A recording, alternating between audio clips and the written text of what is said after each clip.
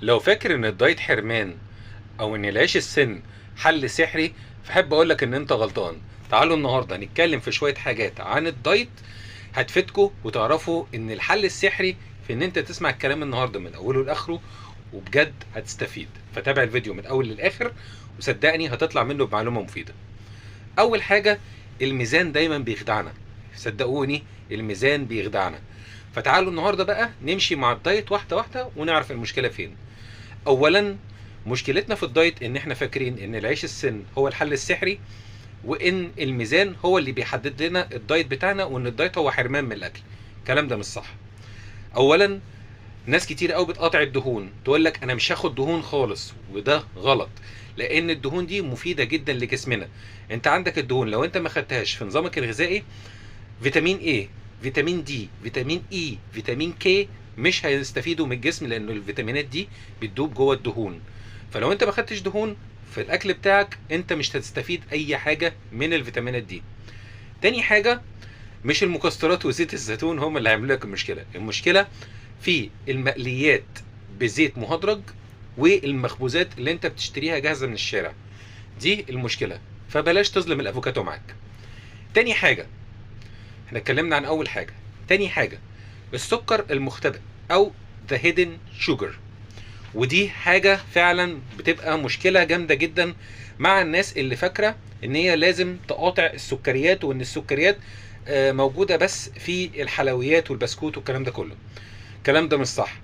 السكر موجود في كل حاجه انت بتجيبها مصنعه، زي علبه الزبادي بالفواكه، وعندك كمان الكاتشب اللي انت بتشتريه جاهز.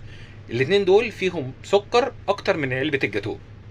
فبلاش لما تخش تقرا حاجة في المنتجات، اقرا اول 3 منتجات، هتلاقي لازم او 3 مكونات.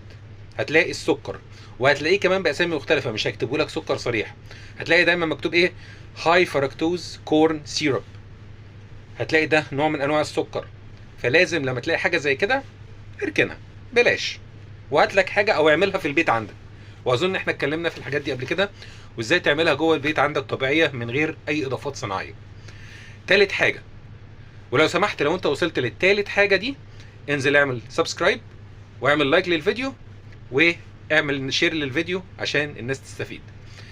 تالت حاجه يا جماعه، ودي الاهم، الميزان مش هو المقياس بتاعك. ليه؟ انت ممكن تعمل الدايت بتاعك وتحط نفسك على الميزان، تلاقي نفسك مثلا لسه 80 كيلو. هندي مثال، 80 كيلو بعد دايت حرمان واسبوع كامل دايت وانت مواظب على الكلام ده، ولقيت نفسك لسه 80 كيلو. هحب اقول لك ان انت ممكن تكون خسيت دهون بس زدت عضل. كثافة العضل اكبر من كثافة الدهون. فالمقياس اللي احنا نعمل عليه الكلام بتاعنا ده، او المقياس بتاعنا ايه؟ هدومك. هدومك لقيتها وسعت، مبروك، انت بدأت توصل للجسم المناسب بتاعك. تاني حاجة، طاقتك خلال اليوم، وبتتحرك ازاي بحرية، وحاسس بخمول ولا لا. فانت كده ماشي على يعني زي ما بيقولوا ايه، الطريق الصحيح. فبلاش تثق في الميزان، اثق دايما في شكلك، هدومك، صحتك على مستوى اليوم.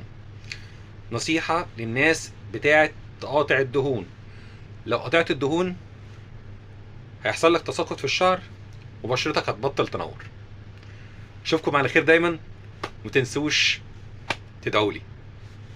مع السلامة. معلش بقى نسيت اقول لكم حاجة مهمة جدا.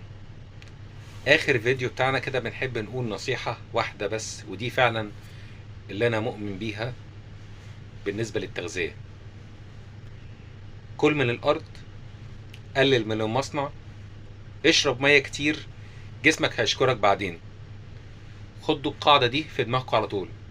الدايت مش معادلة، او التغذية مش معادلة كيميائية معقدة، هي اسلوب حياة. قولوا لنا تحت في الكومنتات بقى ايه الحاجة اللي انتوا كنتوا فاكرينها فعلا خرافة، واحنا النهاردة بينا لكم الحقيقة بتاعتها. سلام عليكم.